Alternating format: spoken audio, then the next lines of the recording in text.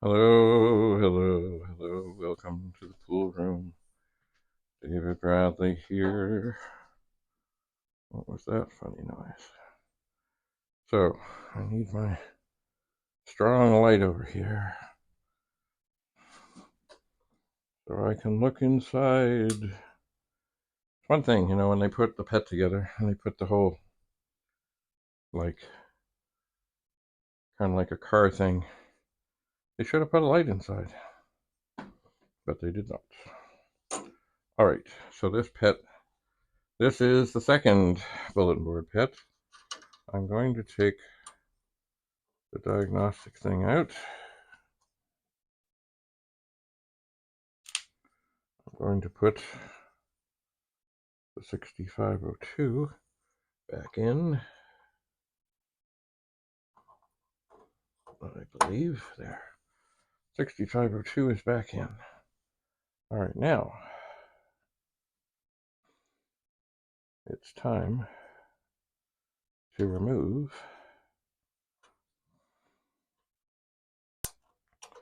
the number 5 ROM and the number 1 with great care and sensitivity, because if you've been watching, you know that most anything I could try to do has not been going well, not at all. Keyboards with screws that are rusted that will not come off, keeping me from getting the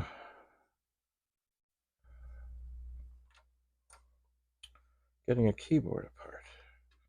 And I really want to get the keyboard apart. Okay, let's turn this on, see if it works. What do we see? Auto run. Okay, we don't want it to auto run at this juncture. This light can shuffle away. All right, now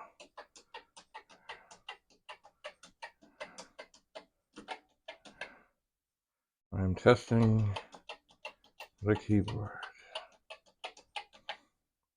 on this pet.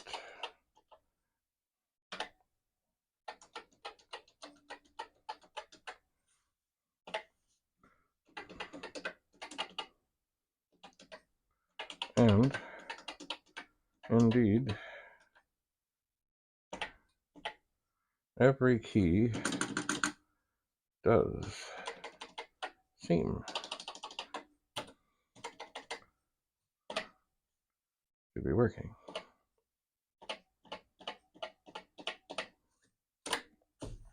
It does.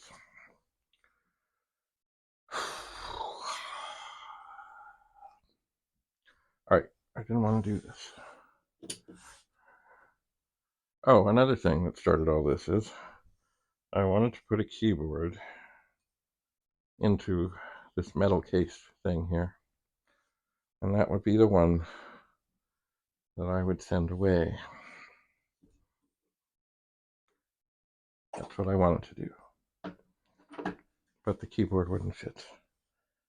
It wouldn't fit.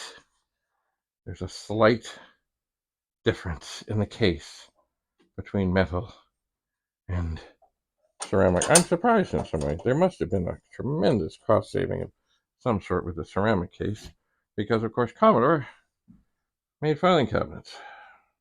Oh yeah. All right. So this one also has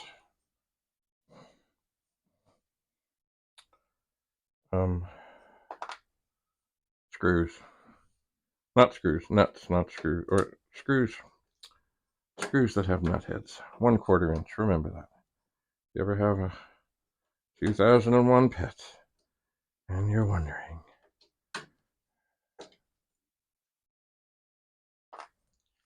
what's up when it comes to taking the keyboard off? 1/4 inch nut driver. And there are 12. 12 of them. 6 on the top, 6 on the bottom. Did I hear Penny? Penny?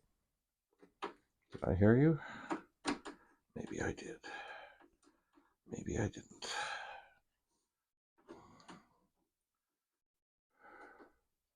Maybe I should consult with Rudy, because I'm going to be seeing him in the next days. See if he has like a Dremel that he could, with great skill and care,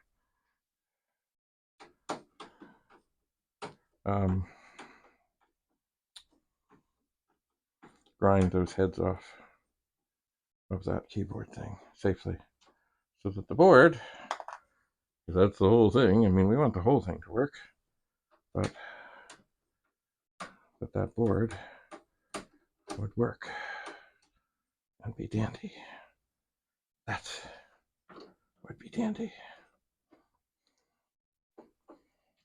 Anyway, it may end up like this keyboard is working, but I do want to do the testing to determine that certainly, absolutely, positively, for sure, that I know, and I know it, that that's the, that there's a bad trace.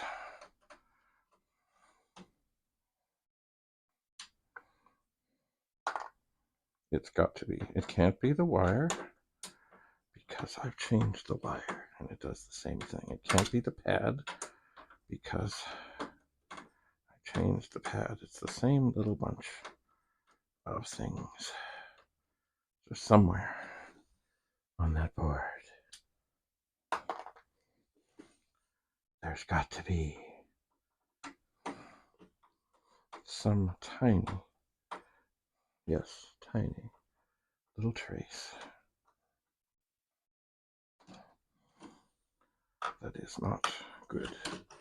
Now, I suppose one thing I could do right now is I get this free and drop things, but not the keyboard. There we go.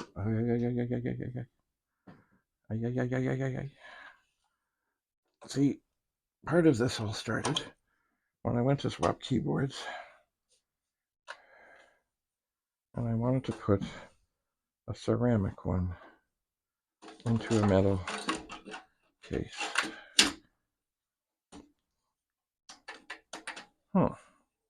Does that actually fit? Just a moment. Maybe I just had an anomaly. Let's see.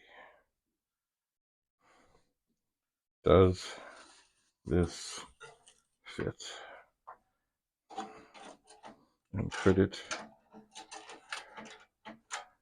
be screwed in? See, that was the thing. It went in, but it didn't go in. Huh, that might actually work. Okay, well, I know that this keyboard is working.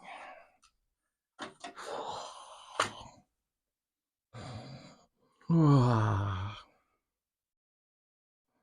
know it. But I want to figure out that other one for sure. And from what I can tell, I did look online, and I should look on my computer at this. I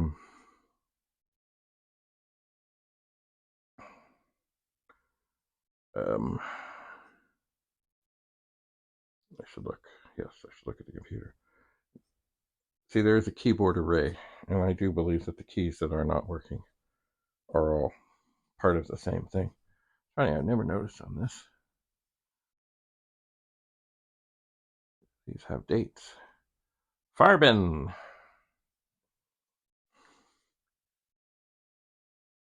I guess when they were molded. The metal ones don't. Hang on here. Fireman, January 23rd, 1980. Huh. January 19th, 1980. Huh. Never knew that. Cool. Even when you know lots, there's always things that you don't know. Well, you know what? Now that I have this keyboard out of here, see, you know what? I'm really getting tired of doing things that then just cause me more trouble.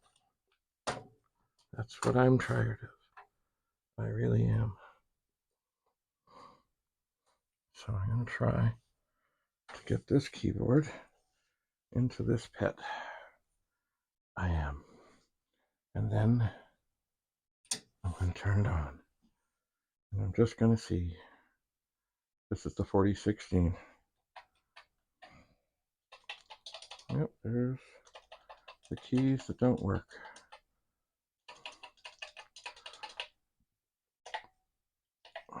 Well, what's going on here? Oh, I know it. Funny, I should have got a syntax error. I thought, oh no, the return key's not working. But see, the first number I pressed was 0. So it went in as a line for a program. It did.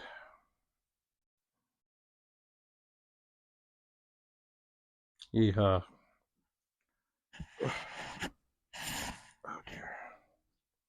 Okay. So I have another working keyboard. Do I really want to mess with it? I don't know. Just don't know. Come on. Come on out. Let's look at the screws.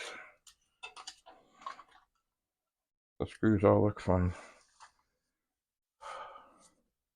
Anyway, even though this keyboard works, cleaning is never, ever a bad thing.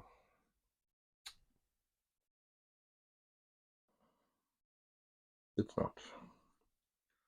So, yeah. So we have 4 pets in front of us. A 4016, 2 4032s. Of course, they all pretty much say 2001 series. The BBS pet over here, it's a dead, I think it's Green Ram. This one that has the board from the pet that smoked, it seems fine. This one is the 4016, number 5, it's fine. Oh, it's still on. I should turn that off. There's the power switch. There's the power switch. When you have things all bent up in the air, it's not a bad thing to double check. Make sure you've got things turned off. Then, of course, we have over here, another pet board. It's mostly emptied. This is the one that was from this dead pet. But I have taken the 6520s, and they seem to be okay. I've also taken the ROMs. Anyway, this too needs testing and cleaning. Anyway, more testing, more cleaning, more testing, more cleaning, more testing, more testing, more cleaning. So I think what I'm going to do, although it may not be wise, I think I'm going to take this keyboard upstairs. You may have heard this before. I'm going to take this keyboard upstairs, and I will give it a good cleaning, and I will test the circuit board that's on the back of it on another keyboard, and that will give me the definitive answer. And then I'm thinking more and more that when I see Rudy, I'm going to give him the smoked one with no board and no keyboard. But I'm going to send him the board of the computer that smoked with the BBS ROMs and a keyboard that's working. so there can be testing. Now, I know this machine just was like that, but I've got to get to the bottom of this thing. And who knows, maybe, because Rudy's talented, and he has scopes and things and stuff, he may be able to find the bad trace better than I don't know. I'll see.